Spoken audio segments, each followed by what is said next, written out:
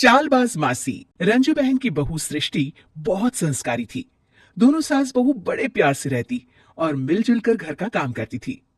पर ये बात कईयों को तो अच्छी लगती लेकिन कई लोगों को तो जलन का कारण बन गई थी। एक दिन सृष्टि से मिलने उसकी सहेली घर आती है। अरे सृष्टि, तू तो बड़ी अच्छी लग रही है। यहाँ तो घर का सारा काम करते करते हालत ही खराब हो जाती है। अपने ऊपर ध्यान देने का वक्त ही नहीं मिलता। तू तो बड़ी किस्मत वाली है। सृष्टि इस बात से हमेशा खुश रहती थी कि उसे एक अच्छा ससुराल मिला है। लेकिन एक दिन रंजू बहन की दूर की मौसी उसके साथ रहने आती है। अरे तू क्यों सारा दिन घर का काम करती है? बहू को बोला कर घर का काम किया करे। अरे है तो वो भी बेटी की तरह ही ना, और मिलजुल कर काम जल्दी हो जाता है। तू तो बड़ी सीधी है। देख कैसे मटक मटक के सारे घर में घूमती है तेरी बहू। मेरी बहू होती तो इस वक्त मेरा पैर दबाती। क्या ये तेरे पैर दबाती है? पैर तो कभी नहीं दबाए इसने मेरे।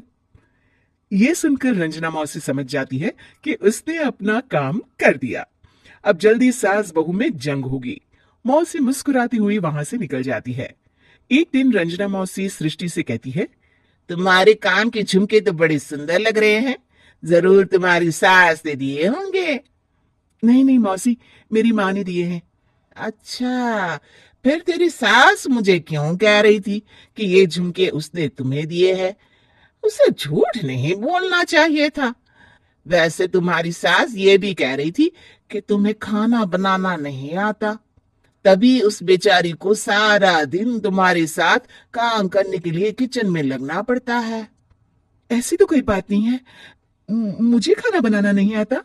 अरे मैंने तो खुद उन्हें खाना बनाना सिखाया है मौसी। रंजना मौसी वहां से चली जाती हैं।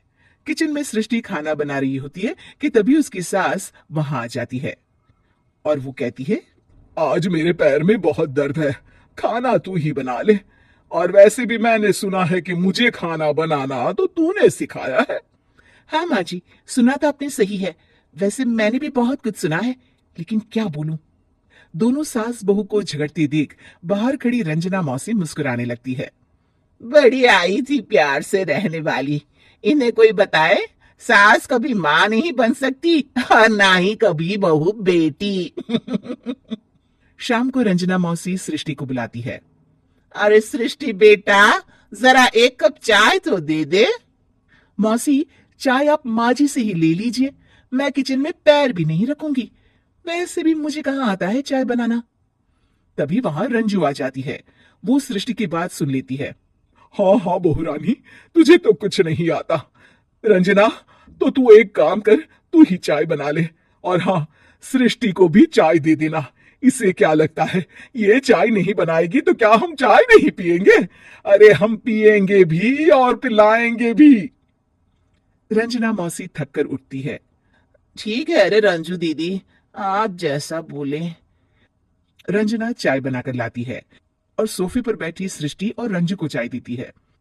अच्छा, मैं थोड़ा मंदिर तक जा रही हूँ, रात में देर हो जाएगी आने में। रंजना देर रात घर आती है तो सृष्टि को आवाज लगाती है। अरे बहू रानी, कुछ खाने को तो दे दे, बहुत जोर से भूख लगी है। मैंने कोई खाना बना नहीं बनाया मौसी। वैसे भी आपकी बहन तो कहती है ना कि मुझे खाना बनाना आता ही नहीं। हे भगवान, अब यह फिर से ना शुरू हो जाए। तभी वहां रंजू आ जाती है। रंजू, आज खाना तुम ही बना लो। और हाँ, थोड़ा खाना सृष्टि को भी दे देना ताकि इसे भी पता चले कि हमारे यहाँ खाने का स्वाद क्या होता है। रंजना बेचारी किचन में जाकर पूरे घर का खाना बनाती है। जब वो खाना बनाकर बाहर निकलती है तो सास बहू टेबल पर बैठकर उसका इंतजार कर रही होती हैं। लाओ लाओ रंजू, जल्दी खाना लाओ, बहुत जोर की भूख लगी है। सास बहू खाना खाकर अपने अपने कमरे में चली जाती है। अगले दिन सुबह रंजू रंजना के कमरे में जाती है। अरे रंजू, अभी तक सो रही हो? जरा नाश्ता तो बना दो। तुम्हें तो पता है ना कि बहू आजकल किचन में पांव भी नहीं रखती। पता नहीं किसने उसके कान भरे हैं। चलो अब उठो और नाश्ता बनाओ। और हाँ, सृष्टि को भी दे देना खाने के लिए। अरे उसे भी तो पता चले कि हमारे घर का नाश्ता कैसा होता है।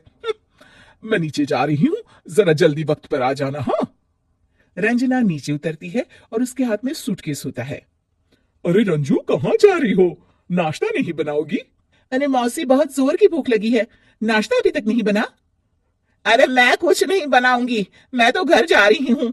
तुम सास बहू के चक्कर में मेरी तो कमर ही टूट गई। अरे अरे मौसी, कहाँ जा रही हो? तुम चली जाओगी तो हम सास बहू को खाना कौन खिलाएगा? रंजना मौसी भागते हुए कहती है, अरे मेरे बस की नहीं है, मुझे माफ करो, मैंने तो गलती कर दी तुम दोनों के बीच में झगड़ा लगाकर। रंजना मौसी के जाने के बाद रंजू सृष्टि से कहती है, बढ़िया आई थी हमारे बीच लड़ाई लगवाने वाली। अरे कौन कहता है कि सास माँ और बहू बेटी नहीं बन सकती? सही कह रही है माँ, अगर ऐसे भड़काने वाले लोगों से दूर रहा जाए तो हर सास माँ और हर बहू बेटी बन सकती है।